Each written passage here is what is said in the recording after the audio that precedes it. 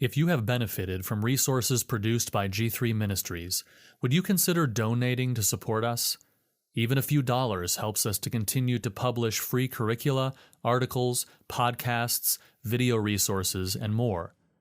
Visit g3min.org/give or open the G3 app to give a one-time or monthly donation. Articles from G3 Ministries. John Gill and the 1,000 Years, written by Chipley McQueen Thornton. Revelation 20, verses 2 and 3.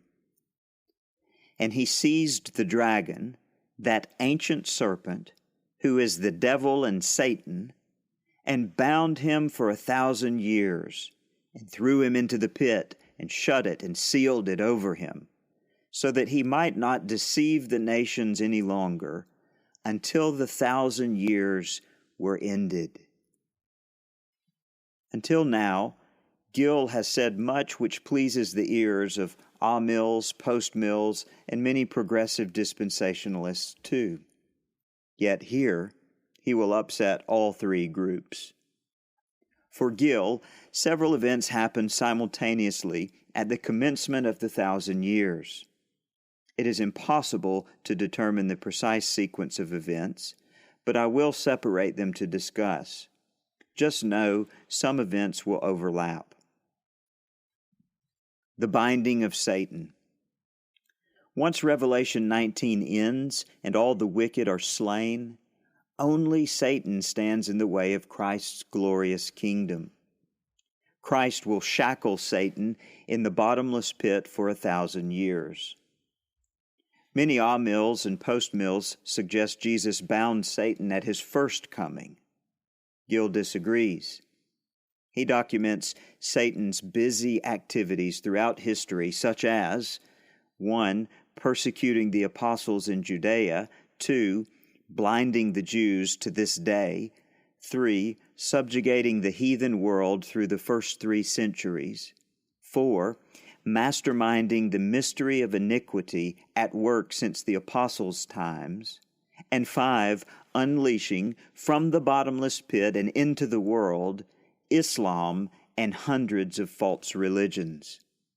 Gill concludes, quote, when considered, no man in his senses can ever think that Satan is bound. Close quote. The first resurrection. The first resurrection refers to the bodily resurrection of the righteous. It occurs after Armageddon as Christ descends to earth to inherit his kingdom. Many ah-mills suggest the first resurrection is a spiritual resurrection of the soul at conversion. Gill disagrees for at least 3 reasons. 1. John specifically places this at the commencement of the 1,000-year period. 2. The spiritual resurrection is never called the first resurrection. 3. He states, quote, if the first resurrection is to be understood in a spiritual sense, then the second resurrection of the wicked dead at the end of the 1,000 years must be understood in like manner. Close quote. The first resurrection, he concludes, is a bodily resurrection of the righteous at the commencement of the 1,000-year reign. The second resurrection, then, is a bodily resurrection of the wicked at the end of the 1,000-year reign. The Post-Tribulation Rapture. Gill suggests the rapture of the existing saints on earth occurs at the same time as the first resurrection. He states, quote, Christ being descended from heaven and having bound Satan, and the dead saints being raised, and the living ones changed, he will reign among them personally, visibly, and gloriously, and in the fullest manner. Close quote. Progressive dispensationalists jokingly call this a half rapture, as the saints are snatched up only to come right back down. Yet Paul said they will be, quote, caught up together with them in the clouds, close quote. 1 Thessalonians 4, verse 17. There is a purpose for this suspension in the air, namely, to protect them from the great conflagration. The conflagration. The conflagration is the burning of the present earth to purify its elements, atmosphere, and works from all sin. This is necessary to make it inhabitable for Christ and His glorified saints. Gill passes over this briefly in his commentary, but explains it more fully in his systematic theology. Once the saints are risen and or raptured, only the wicked who survived Armageddon remain on earth. They are destroyed by this conflagration fire. Gill states, quote, the wicked living will be destroyed in the conflagration of the world, and neither of them shall live again until the end of these 1,000 years. Close quote. In his theology text, A Body of Doctrinal Divinity, he gets more specific. First, he proves the doctrine of the conflagration from the combined testimony of the Psalms and the Old Testament prophets. Next, he points to New Testament passages which confirm it. Of course, 2 Peter 3, verse 10 is the most vivid description. Last, he concludes this great conflagration is a purification by fire of the old creation. It results in a new or renovated heavens and earth. Quote, the present heavens, i.e., atmosphere, and earth will be burnt up before this kingdom takes place. This world is not good enough for the second Adam and his saints to dwell in. The curse must be removed from it, and it must be refined. Close quote. After the 1,000 years, Gill speculates the new heavens and new earth will act as something of an apartment to the eternal heaven, which remains available to the saints' enjoyment throughout eternity. His reasoning is, this aligns with many other scriptures which speak of the saints dwelling on and inheriting the earth forever. Reflections.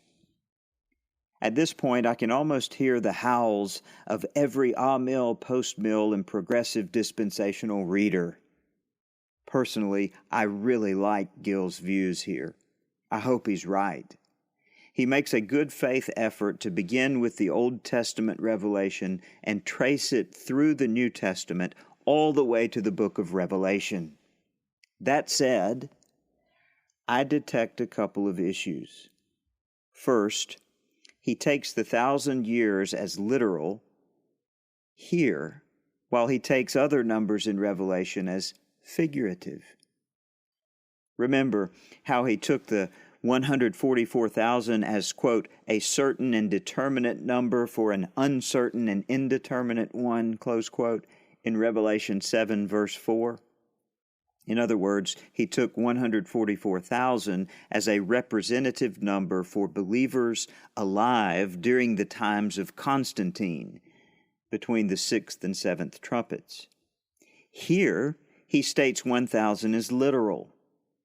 The only justification he cites is that the definite article the sets it apart as literal. His inconsistency is problematic. I could detect no interpretive controls to these arbitrary assignments. To that point, Gill demands consistency in other areas. For instance, he suggests that if the first resurrection of the righteous is understood as spiritual, then the second resurrection of the wicked must be understood as spiritual too. It seems like he wants consistency when it's convenient. In his defense, Gill likely would turn it around on us. Every view has its interpretational inconsistencies. These jots and tittles aside, though, there is much to like about Gill's view. First, it's the simplest and most natural reading of Revelation 20. Number 1, a first resurrection of the righteous at the beginning of the 1,000 years. Number 2, 1,000 years in which the saints enjoy the new heavens and new earth. And number 3, a second resurrection of the wicked after the 1,000 years is over. Second, it is rooted in the Psalms and Old Testament prophets. As we've said often, we appreciate how Gill reads the Bible forward, not backward. Third, the timeline matches up nicely with Jesus and the other New Testament authors as well. Matthew 24, 1 Thessalonians 4, 2 Peter 3:10, etc. One of my mill friends once exclaimed, "If Revelation 20 weren't in the Bible, I'd have a lot easier time with my eschatology." I suppose that holds true for all of us, despite our confidence and bravado in our preferred position. Just about the time we think we have it all figured out, God calls to mind an obscure chapter or verse somewhere, which throws a wrench in our seemingly perfect system. All we can do is marvel at the glory of God's infinite wisdom. This is where we all end up. Pre-mill, post-mill, amill, progressive dispensational, preterist, and otherwise. Read Gill's view. Listen to his reasoning. Keep an open mind. If you disagree with him after that, good. You'll know his position better and yours. That is a good thing, not a bad one.